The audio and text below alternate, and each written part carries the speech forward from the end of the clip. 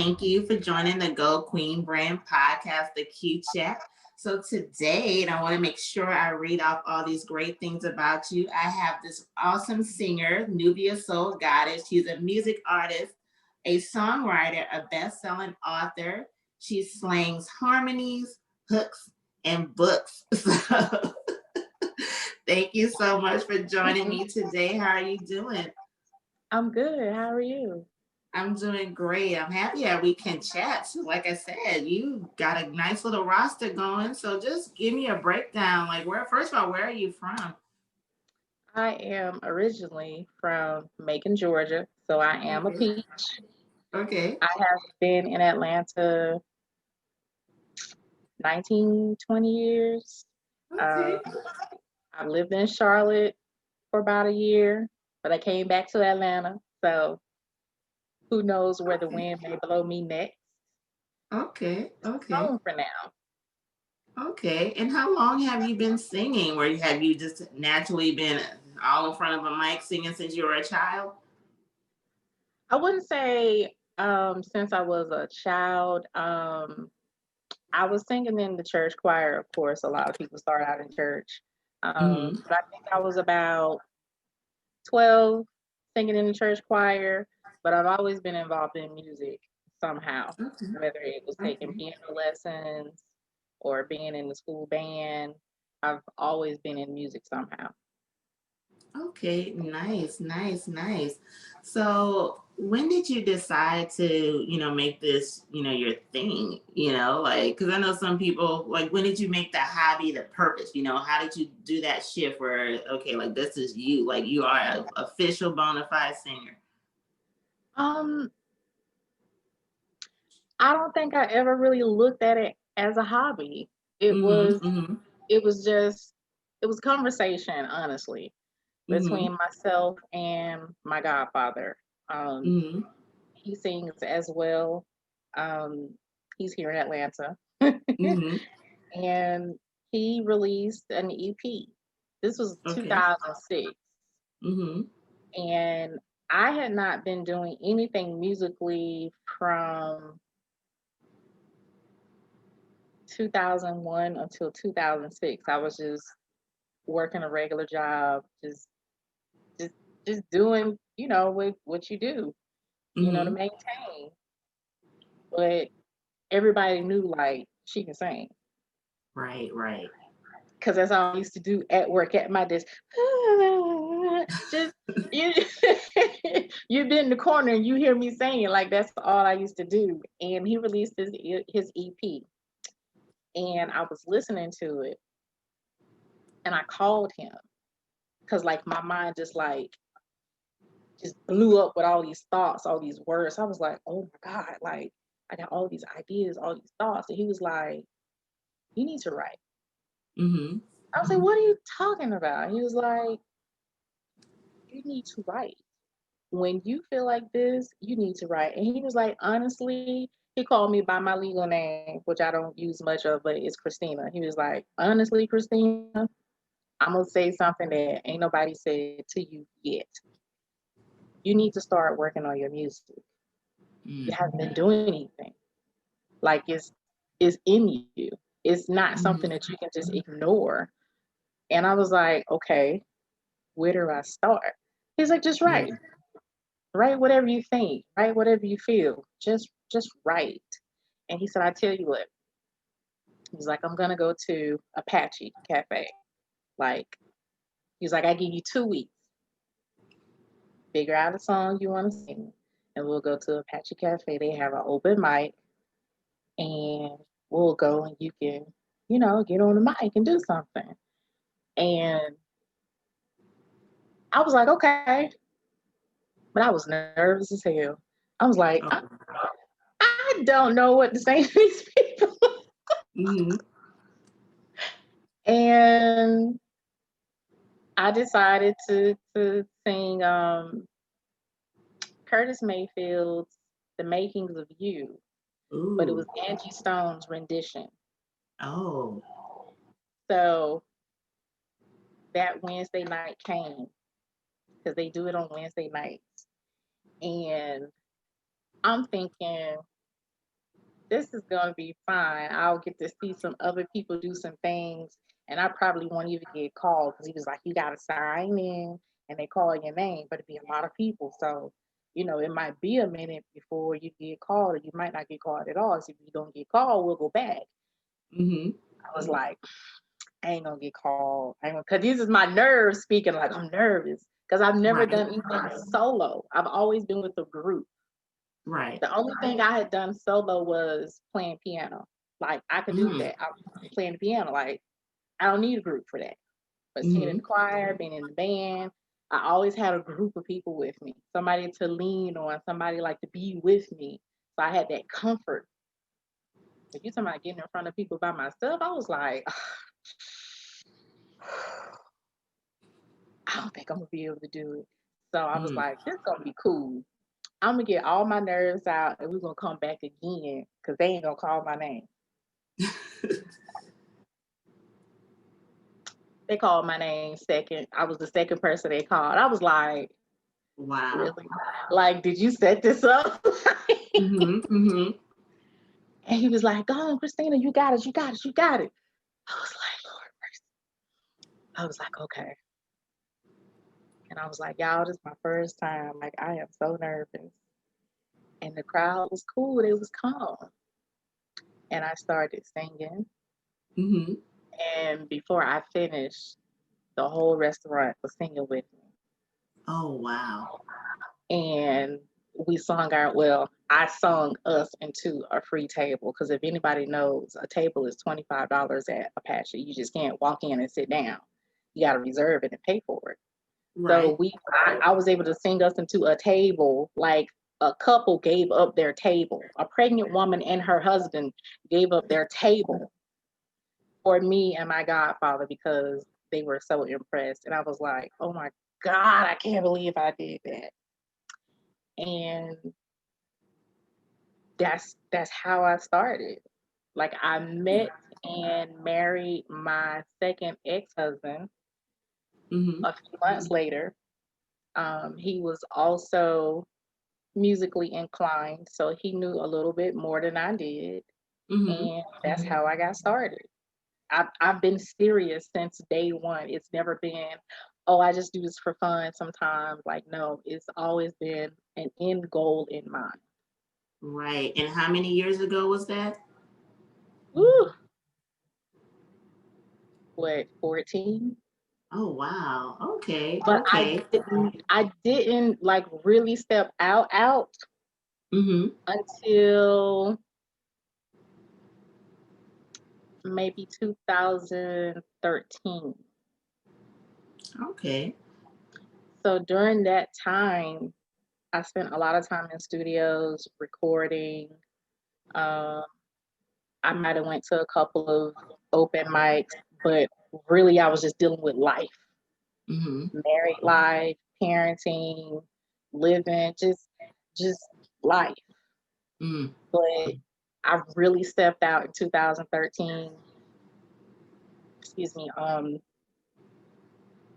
The Calabar and Grill is in Stone Mountain.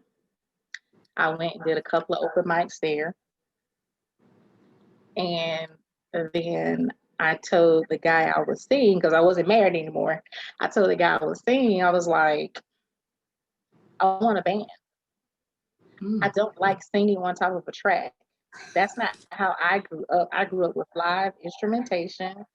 I want a band. I like to feel the music. I like to be able to do what I want to do on stage and not be confined within a track that is pre-created and ends a certain way. Like that's not real to me. And he was Right. like, okay, bet.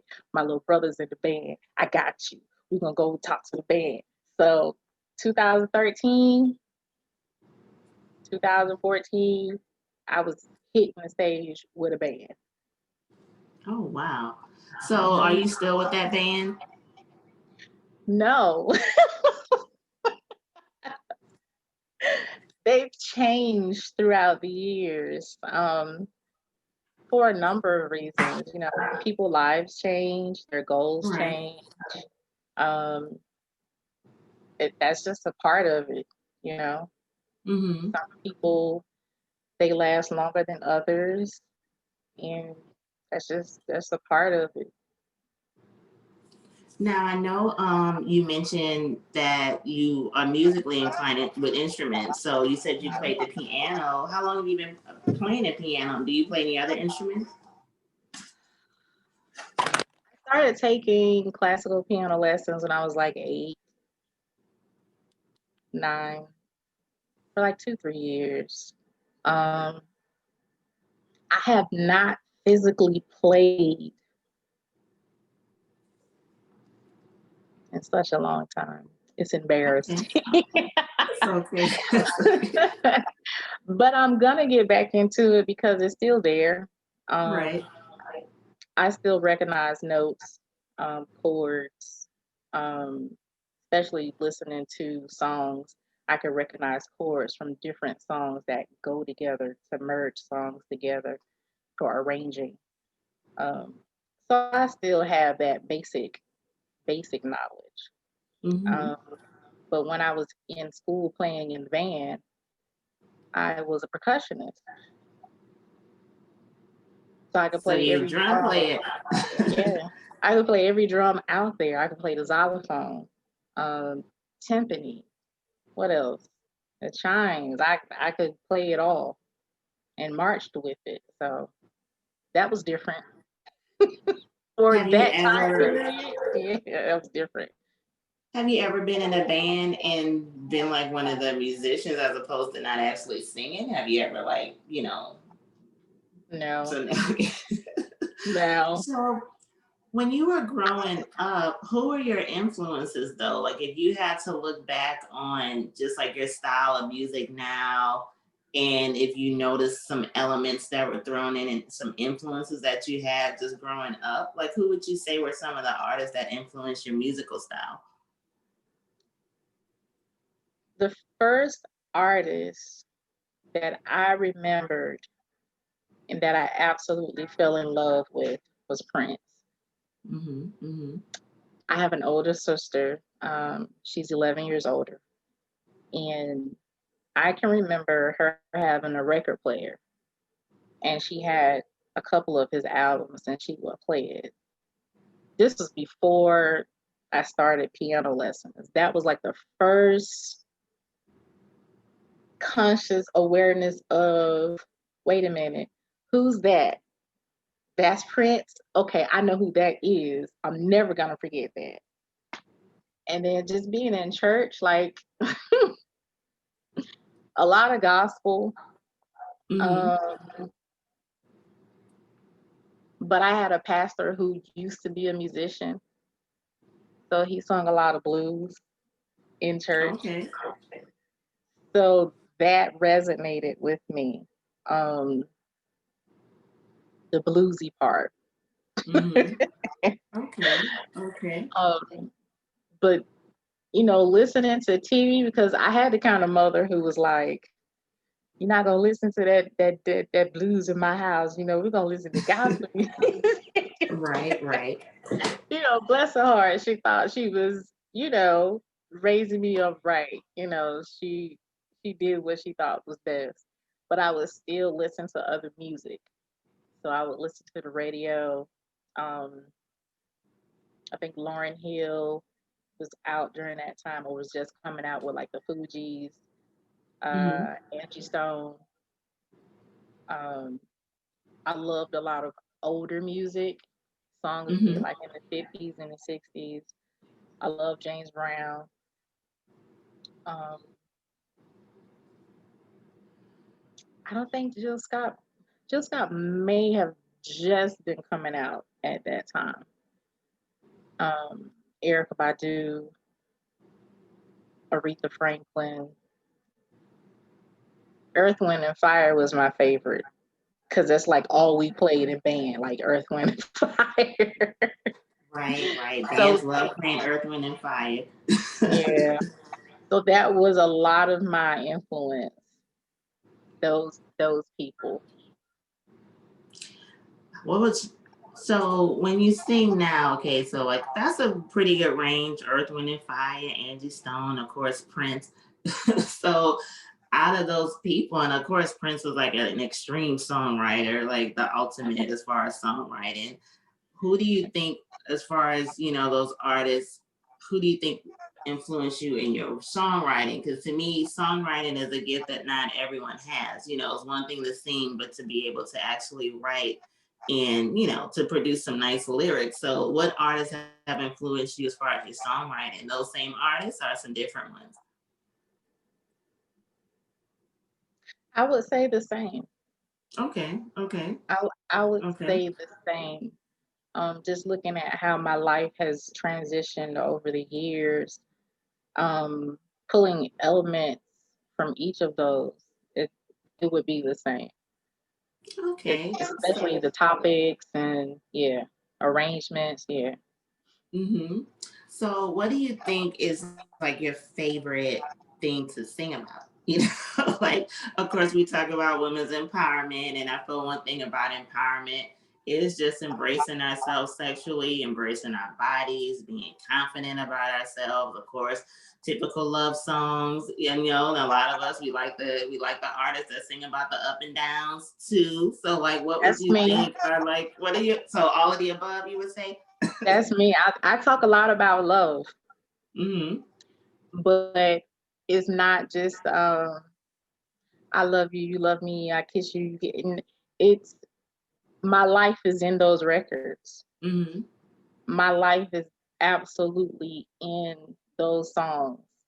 Like the takeover. The takeover was a song I released a couple of years ago, Mm-hmm. and the takeover is about my ex-husband. Okay. Okay. So it's the fun part of love, the hard part of love, the hurtful part of love, but there's still the element of passion, of not like settling in. Like the hurtful part is like utilizing it to create something great from it. Mm. So it's like you hear it and it's like, yo, that's a vibe. That's a vibe. Hold up. What did she just say? Wait a minute. I need to know what you're talking about. Like that. Right. That's literally what happened at my listening party. Each song we listened to, we went through it, and I allowed the crowd to ask me whatever questions they had about that song. Mm. So, it's like, wow, like you really put your life out there. Yeah. Can you give me some of the lyrics? Like, what are some of the things that you mentioned in that song to take over? You were my friend, my lover, my partner. I thought forever. Instead, you gave me heartache and pain. The more I tell, hell, I'm so ashamed. You Mm. played with me, betrayed my heart. You took control, but it's over now. It's the takeover, the big payback. I'm the big boss now. I got a brand new band. That song was actually modeled after James Brown and Angie Stone. Okay. Okay. Yeah. Wow. I love that. So with James Brown, how do you and the funny thing is, like, I was just watching Get On Up like 2 weeks ago, and that's actually one of my favorite movies, which of course I think I was more into it obviously after Chadwick died, but I was really into it prior, whatever. But with Mhm. James Brown, just when I hear his music, I'm like, he really was ahead of his time. Like, even now, actually, I think just as far as people that really, really have an ear for music, just listen to how he just did those arrangements, his band. It's just like insane when you listen to James Brown in general. Yeah. So and like I said, he's very different and eclectic. I don't think a lot of people kind of pick up on it. But like I said, he's a very unique artist. If you just listen to him now, it's like, wait a minute. That's And that obviously, you funk. mentioned liking musicians, you like bands, and obviously, James Brown is the epitome of actually having that amazing band. So, how does he influence your art? Like, is it with the arrangements? Just like I said, because his style, I just feel is crazy even to this day. Um, I like to hear funk in my Mm, songs, some kind of way. Especially if the song is mid tempo or upbeat, it's got to be funked in some kind of way. Like bass, I love bass in my songs. Like if I don't hear bass, I'm like, it's missing the bottom. Like where is it? I need something, an 808, something. Give me a bass saxophone. But give something. I need the bottom. And mm. he has a lot of bass and funk with his songs. I love funk. I'm actually rebranding myself right now, so I will no longer be identified as a neo soul artist. Which Okay. I've told some people that, and they like, wait a minute, Oh, wow. what's happening here? I'm like, because I need to change. Like it's never really been the genre I wanted to be in because I know I'm really eclectic. I could do a lot of different genres. Mm-hmm. So yeah, it's gonna be interesting to see and hear people's reaction to what's coming next. So when I was listening to your music, I definitely picked up on the neo hints in there. So can you tell us about the transition that you're actually switching to? Um, I won't say what the genre is gonna be. I like to give a little bit of surprise a lot of times for some things. Um, and I just really want people to just listen to the music first.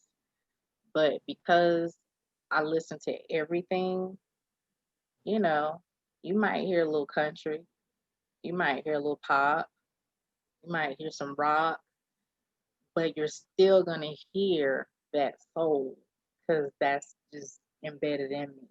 But it's gonna be different. Mm. It's gonna be different. Okay, so tell me about some of the albums and EPs that you've put out. So, like I said before, the Takeover was released a couple of years ago, 2017. Earlier this year, I released my EP called Changing Faces. There's 5 cuts on that. Learn to Love, Musaholic, Don't Belong to You. I have the intro, and I'm missing one. My mind went blank. Okay, that's okay. But there's 5 cuts on that. And then last month I released a single called Learn to Love. And I released that with a lyric video on my YouTube channel. So people can check that out with the lyrics. Okay, okay. So, what inspired you to write these songs on this album, and what would you say is the common theme on it? Like, is it like a different type of thing? Is it something that you kind of stepped out to do? Like, what would you say is the common theme if you had to summarize the album? Love and life.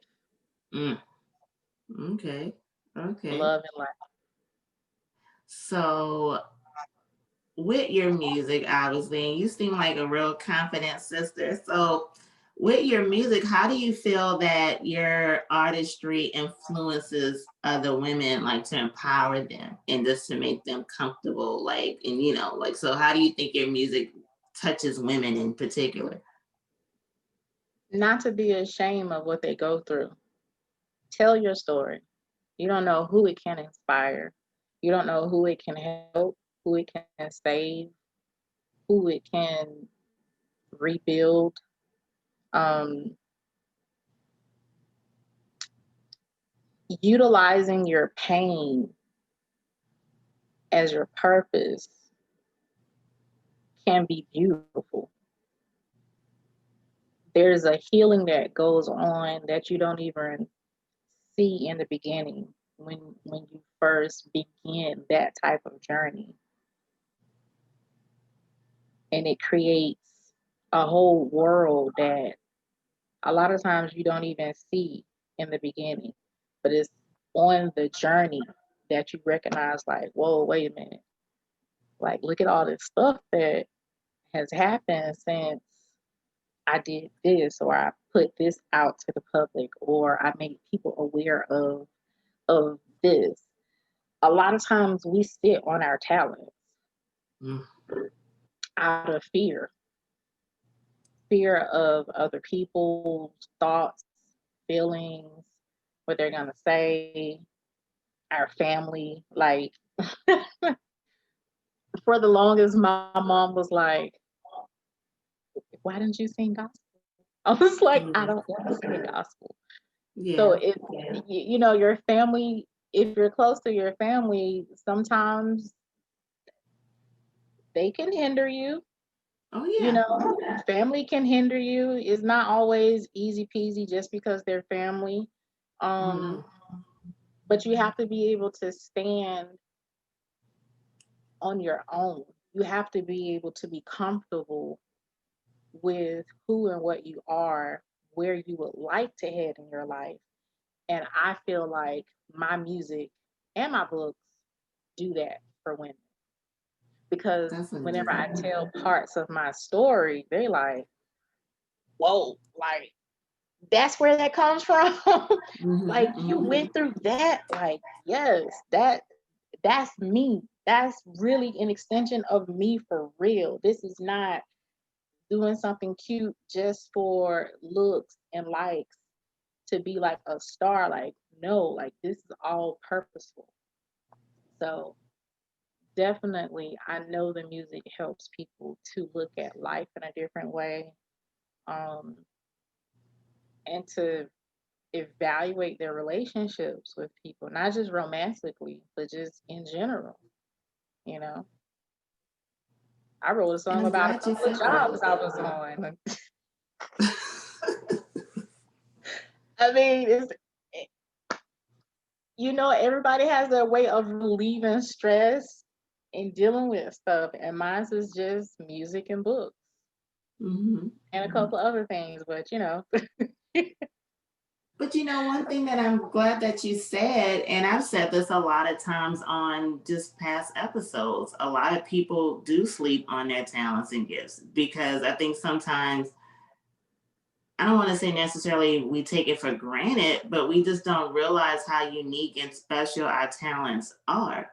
You know, not everyone can sing, you know, not everyone right, can have the talent and gift of writing as well. You know, a lot of times we don't even understand sometimes either our gifts, I think, you know, and sometimes we have gifts and you're right, fear will destroy everything. Okay, fear of what people say, fear of what they think, or just fear of even acceptance, you know, and having that obsession. Well, are they gonna like what I'm doing? You know, just that whole fear of always having that constant thought of them. What are they gonna think? You know, and it right, stopped a lot of people from following their dreams. You know what I'm right, saying? Even like how you mentioned you didn't want to sing gospel. You know how many people I'm sure are just, hey, well, you know, I sing that banging solo on Sunday, but I can't do it. You know, I really want to sing secular, but if I do it, my family's gonna trip. You know, so they, you know, don't even go ahead and follow those dreams, unfortunately. You know, so I'm just really yeah, happy that you did say that. And you know, this artistic expression, whether it's in a song, a book, anything, is just so important to share your testimony. So I know you mentioned your other works other than your singing. As I said, you sling harmonies, hooks, and books. So let's talk about the books that you've written. How many books have you written so far? I have written 5, Okay. but only 4 are available to the public. Okay. So tell me Um, about those books. the first 3 is a series called Bittersweet. Bittersweet is about unrequited love in family, romantic relationships, just in life in general, and how you just keep going and you get past it. And it's based on my real life. And it made me a best selling author at the beginning of the pandemic. Wow. So I'm very proud of that because There's a lot of people who have gone through what I've gone through, who are going through it, and knowing that somebody else got past it, made it out, or turned like coal into diamonds, you know, it's a good feeling. I get fussed out every time somebody reads it, but they enjoy it. I get fussed out because they're like, wait a minute, like this happened for real? Like, I want to choke such and such. And I didn't use people's real names. I, kept that private. But the characters, they're like, I want to choke this character. Like, oh, like, why? And I'm like, that's what happened. The saying, fiction is stranger than real life. Because a lot of times fiction is real, you know. We write it down as if it's not real, but it's coming from somewhere. Right. It's coming from something that sparked you to write this. But in my case, that was my life. So could you tell us one of the most, if you had to say out of that book, and obviously, like you said, these are things you actually experienced, what would you say is one of the hardest things that you put in that book? What are one of the most biggest stories, plot lines in the book, which of course, like you said, you experienced that you got the biggest wow reaction from? When Belinda was the main character of the book name is Belinda. And Belinda is living with her aunt, and her aunt is upset because she's being selfish that day, that Belinda won't take her to work. So the aunt goes and grabs Belinda's baby. And she's toying with her about giving her the baby because Belinda's trying to get ready to go to work. She throws the baby at Belinda, and the baby hits the floor. And she calls the police and tells them that she's abusing the baby. She wants her locked up. And the police is like, no, there's something else going on here, we're gonna let y'all work that out, but we don't see anything wrong with the baby. She might just be, shook up, but she doesn't appear to have any broken bones, that kind of thing. And Belinda went on to work, thinking, okay, we're gonna talk about this when I get home and hash this out. But when Belinda got back to her aunt's house, which was home at the time, she was locked out. All the locks had been changed, so she couldn't get in. Wow. Yeah. That definitely Like is a that. Yeah. Like that really happened. That really happened to me. Wow. Yeah. I'm like, whoa. So how did you get to the point where you were comfortable telling your stories? You know what I'm saying? Because, like, and we talk about this a lot on the show. I've had a lot of guests and they've gone through some hard stuff, and I think there's different ways to handle it. Some people, they go through hard stuff and it's like, okay, they go through it and they deal with it and they move on, and they heal. Some of them do, some of them don't. But then there's the other side of it where some people, they go through some things and they're like, hey, I want to share this. And I know, like you mentioned too, one of your driving forces is for people to be like, okay, don't be ashamed of your story. But for yourself, where did you get to the stage where it was like, okay, I'm not ashamed of this. I'm open to sharing these things. Like, did you have like any type of major point in your life where you said, hey, there's nothing wrong if I share these stories? I'm an Eastern Star. I'm not sure if you know what that is. Tell I'm not everyone explain that fully for anyone that listens that's not familiar. So an Eastern Star is, the most simplest terms, the counterpart of Masons. We are the oldest fraternal order on the planet, which is where all Greek organizations kind of come from, but they patterned themselves after European fraternal orders. Um, a lot of times when you see us wearing all white, with the star emblem has 5 main colors in it: red, blue, yellow, green, white. Um, we do a lot of community work. Um, I don't want to give too much away.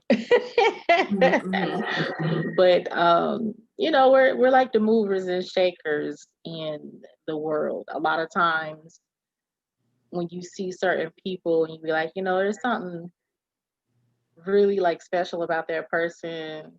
If they're not in a Greek fraternity, they're probably a Mason or an Eastern Star. There's a lot of us everywhere. So I'm an Eastern Star. I am not Okay. active at the moment. I have not been active in years. But when I was active, we used to have events, where you meet people and you talk, you chit chat to get to know each other. And it was set up like speed dating. So we had one side that would get up and move, and then the other side that would just sit. But every time somebody would move, for me, it was a crowd of people. Because when they would ask certain questions, it would lead into different little parts of my life for them to understand the answer to the question. And before I knew it, it was like a group of people around me, like listening as I tell these bits and pieces about my life. And one of the sisters was like, "You really need to write a book." I was like, "What the hell am I going to write a book for?" Like, I gave that up a long time ago because when I was in school, I was thinking about writing poetry. And I actually wrote some poetry and won a couple of contests, but I like gave it up. After I had my daughter, I was like, I gotta work, make this money, take care of my business. Like, I didn't think I could do what I really wanted to do with a child. It was just like the furthest thing from my mind. She was like, no, Noob. She called me Noob. Noob, you need to write a book. Like, do you see the way you affected those people today? Like, some people were crying. Some people was like having epiphanies. Some people was just like in total shock. Like, I was like, yeah, but she was like, no, but you need to write this book. And she said it may actually be therapeutic for you. And I was like, okay, how do I begin? She's like, just write. Just write. She's like, I tell you what, you write, and as you write, like I'll read through it and give you my thoughts or whatever, and we go from there. Because I think like maybe years before she met me, she was into like the arts, like back in New York or something like that. So, she had an eye and an ear for certain things. She was like, you write this book. Like, I'm gonna give you a time frame. You have X amount of chapters done by this day. And I was like, okay, let me think about this. Because at the time, thinking about certain things, it was like, okay, yeah, I can write about that. But then it's like when I started to think about the other things that came from certain situations, I would get extremely emotional and just be like, I can't, I, I can't, I can't write that. I can't tell people that. People gonna think I'm crazy. Like, I can't. Nope. Mm-mm. She was like, people have been through worse, Right. and they've made it. And look at you, you made it. Like, what is there to be ashamed of? She was like, if you But cry, cry. But I think when people look back on their turmoil, things that we've all gone through, especially at the time, no one ever processes that there are some people that have it worse. Like I know I've gone through that too, where it's like I'll hear something that someone else experienced, and I'm like, wow, some people have had it way worse, Yeah, actually, and that's not to minimize the things that, you and I and right, other people have experienced, but, it's just kind of hard to process though, at sometimes like, wow, there are way more severe, things that could have happened, it's like, it's like I said, it's hard because on the flip side, as I mentioned, is not to minimize what anyone right, has gone through, so I think that's the part that I think a lot of us kind of deal with, you right. know, It because was yeah, just just her because way someone of else went through saying worse like, doesn't mean what you went through wasn't bad, obviously. right. It was her way of saying like, people have gone through worse and they made it. Like, don't Mm, be ashamed. Like, tell your story. Somebody right, needed to, and several women there were like, I needed to hear that. I needed to right. hear this today. I needed to hear it. And I was like, okay, I'm gonna start right. And at the time I was living in Charlotte, Mm, and I started writing my book. And I can remember writing out pages and pages, like at a time. And I was with my second husband at the time, and I would write and then read it to him. And even he was in shock. mm, Like there was things that he didn't even know that went on with me earlier in mm-hmm, my lifetime. And I cried a lot. I mm, I cried a lot because I think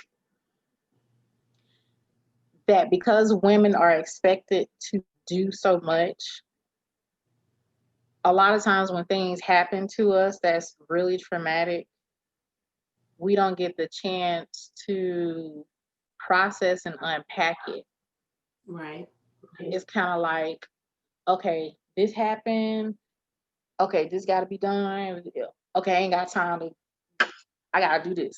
It's just on to the next thing. It's like, don't focus on that. On to the next thing. Not realizing that some of the things that happen with your trauma affects how you do the next thing right, until it's done. And then you're looking like, why did that turn out that way?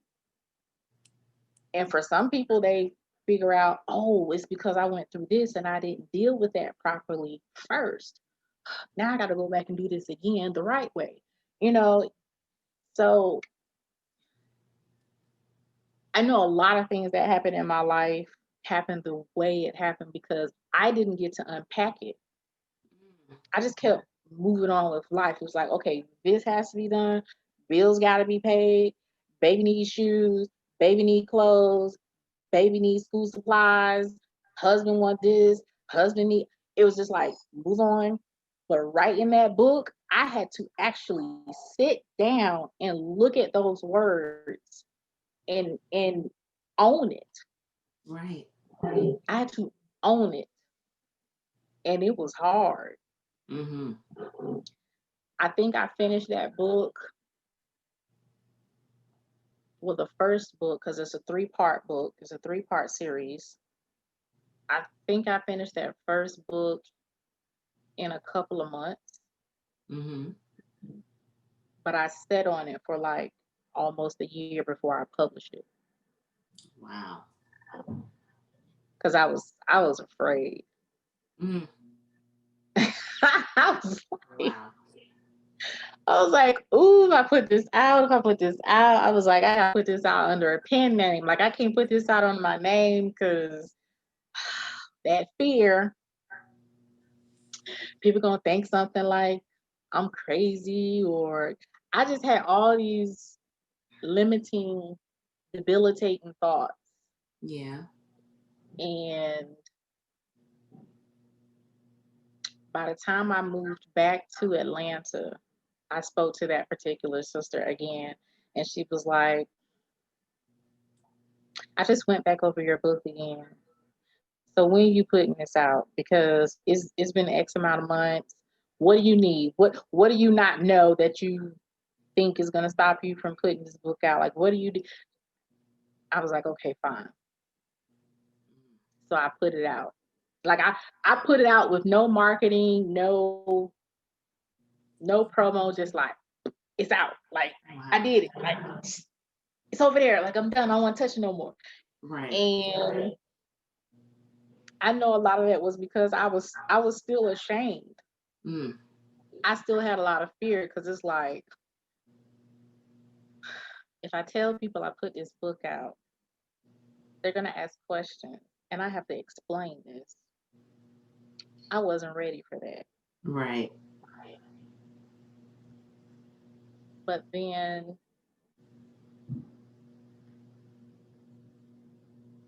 me and my ex-husband split up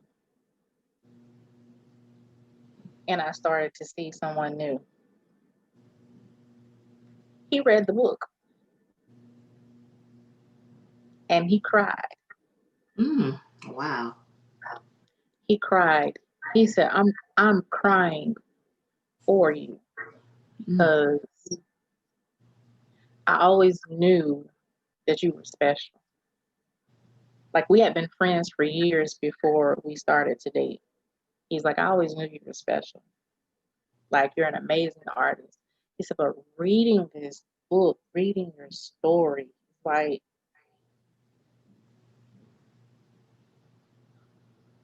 he was like, I don't know why you're not talking about this.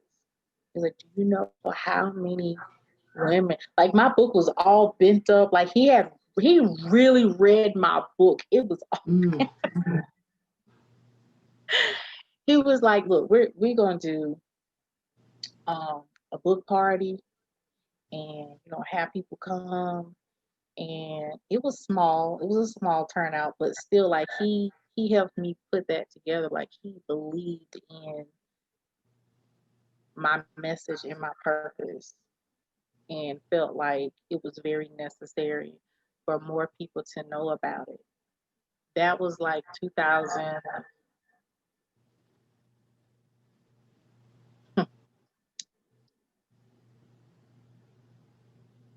2012, 13ish, somewhere around in there. And I started to put it out there more. I started to talk to more authors, um, book readers, and then change the cover Mm. and put it back out. Had it re-edited, changed the cover, put it back out. And at the time, FAMU was having their homecoming, and there was a girl in Florida who was going to be part of that celebration. So she had like all these authors who wanted to be a part of what she was doing, send their books to sell at FAMU's homecoming. And I sent my books and they sold. And she was like, you got a banger. Like, if you promote this and market this properly, you could be a bestseller. She didn't know how to tell me to do it, but she was like, it's possible. It's Mm. really possible. But I wasn't focused. I wasn't focused enough yet on it. Like life was still happening and I didn't really know how to like balance the two. So I was like, oh, okay, so that's done. Right. Right. And then was it 2014 or 2015? I put out the second part of that series. Got cussed out some more Mm. because it was still like more stuff on top of what I had already written. And people were like, are you serious? Like all of this stuff is happening. I'm like, it's real. Right. Right. And 2016 rolled around, and I put out the last part of it. And the guy I was seeing at the time, he was like super excited. He was like, this is like the best freaking series. He was like, you are a like legitimate book. He was like my biggest fan. You know, your loved ones, when they support you, like they be your biggest fan. And he was like, Right. this is really good reading, like for real. And it tells you stories, it gives you lessons. Just like there's lessons inside of these stories. Like if you don't pay attention, you miss it. You know, so he's like, this is a great series. And we had plans to really like get somebody to help me like market and promote it.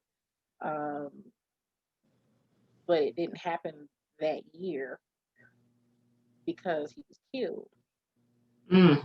So that was a hit, you know, to me. So it wasn't until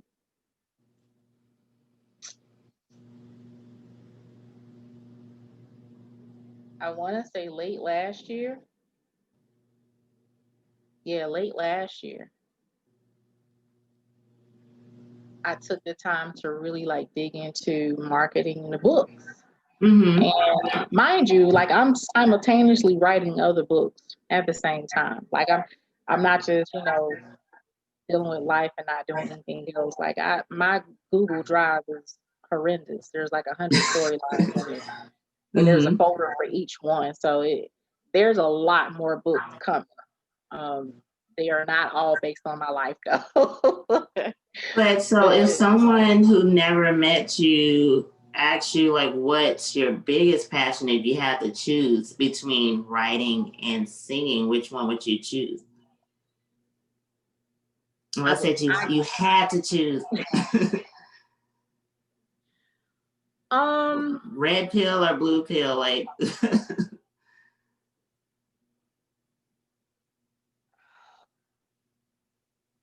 music.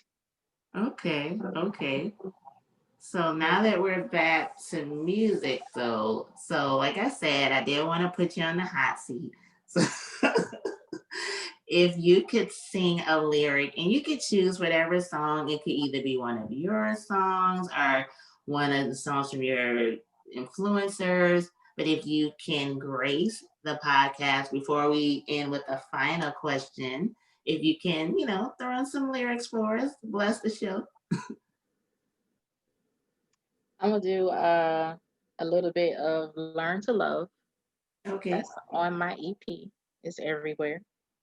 Um,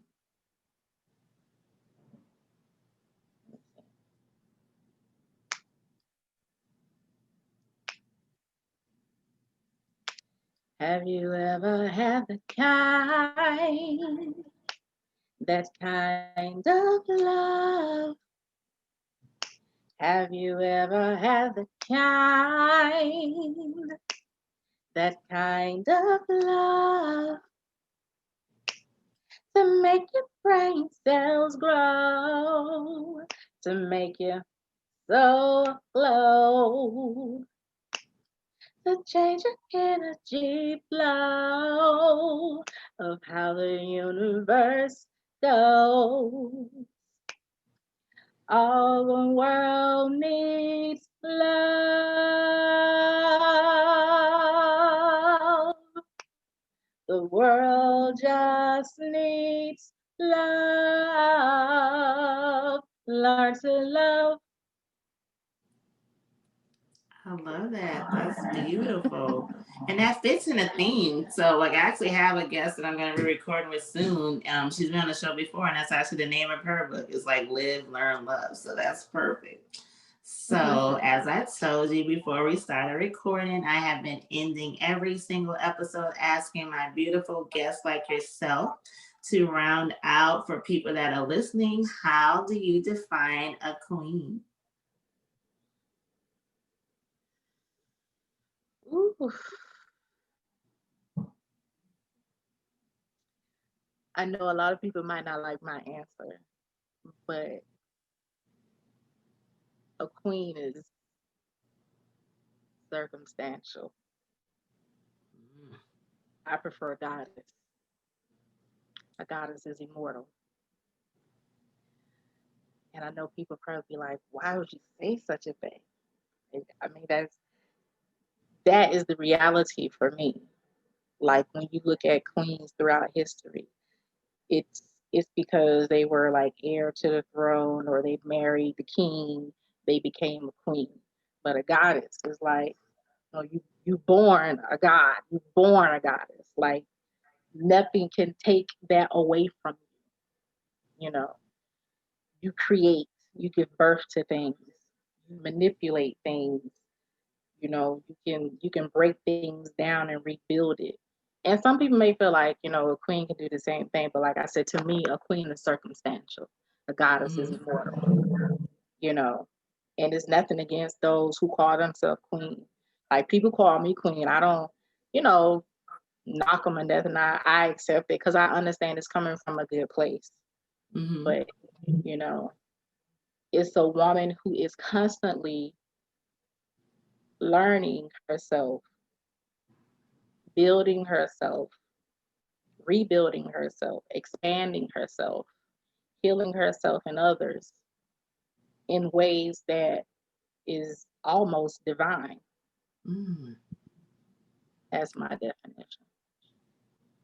I love it. Thank you so much, Miss Nubia Soul Goddess. Now, make sure before we end everything, tell everyone where they can find you, all your social media handles, and also tell them where they can purchase these books and also listen to your music as well. So, give all your information out.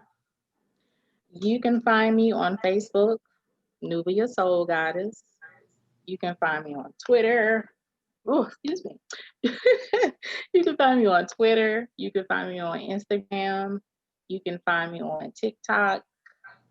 Oh my gosh. You can find me on Google. If you Google my name, Nubia Soul Goddess, everything will come up: videos, YouTube, articles, features, what else? Spotify, Tidal, iTunes, Deezer, CD Baby, Amazon, iHeartRadio. I am on several syndicated radio stations, some college stations, tons of independent radio stations in the US and abroad. You can find the books on Amazon Kindle. You can find the books on Barnes and Nobles, Tolino, Maldadori, several foreign platforms. Mhm. Uh, yeah.